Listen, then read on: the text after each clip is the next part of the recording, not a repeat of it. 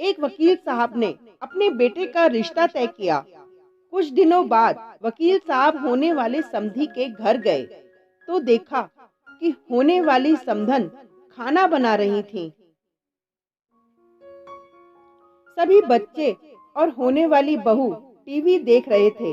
वकील साहब ने चाय पी, हालचाल जाना और चले आए। एक माह बाद वकील साहब समधी जी के घर फिर गए। देखा समधन जी झाड़ू लगा रही थी, बच्चे पढ़ रहे थे और होने वाली बहू सो रही थी। वकील साहब ने खाना खाया और चले आए। कुछ दिन बाद वकील साहब किसी काम से फिर होने वाले समधी के घर गए। घर में जाकर देखा होने वाली समधन बर्तन साफ कर रही थी। बच्चे टीवी देख रहे थे और होने वाली बहू खुद के हाथों में नेल पेंट लगा रही थी। वकील साहब घर आकर गहन सोच विचार कर लड़की वालों के यहाँ खबर पहुंचाई कि हमें ये रिश्ता मंजूर नहीं है।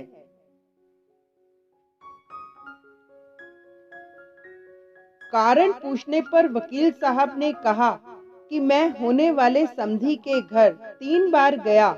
तीनों बार सिर्फ समधन जी ही घर के कामकाज में व्यस्त दिखीं।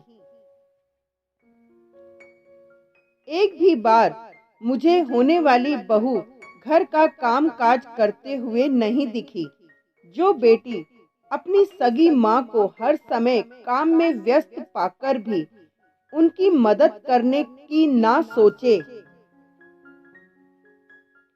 उम्र दराज माँ से कम उम्र की जवान होकर भी स्वयं की माँ का हाथ बटाने का जज्बा न रखे, वो किसी और की माँ और किसी अपरिचित परिवार के बारे में क्या सोचेगी।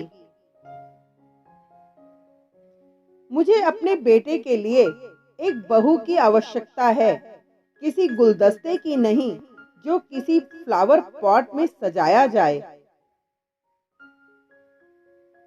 इसलिए सभी माता पिता को चाहिए कि वे इन छोटी छोटी बातों पर अवश्य ध्यान दें।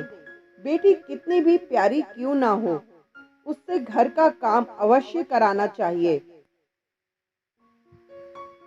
समय समय पर डांटना भी चाहिए, जिससे ससुराल में ज्यादा काम पड़ने या डांट पड़ने पर उसके द्वारा गलत करने की कोशिश न की जाए।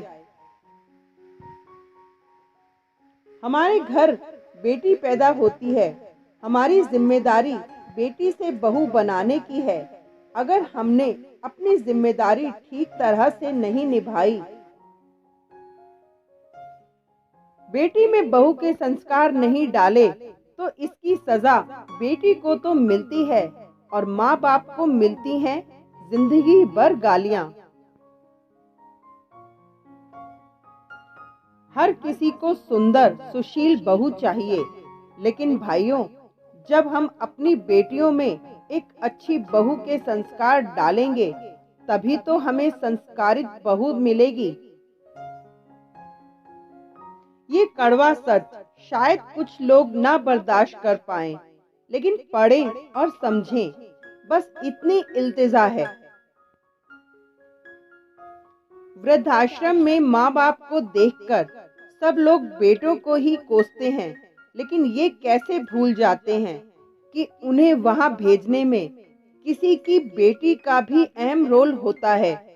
वरना बेटे अपने माँ बाप को शादी के पहले वृद्धाश्रम क्यों नहीं भेजते। Thank you.